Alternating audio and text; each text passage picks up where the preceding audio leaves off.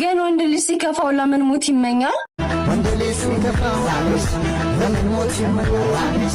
ድንጋይ ተንከባሎ ደላላ ያገኛል ካሽካሉ ላይ ካሉ ሰፊው ሀገር ሀሉ አንቀልባገር ለበለውሉ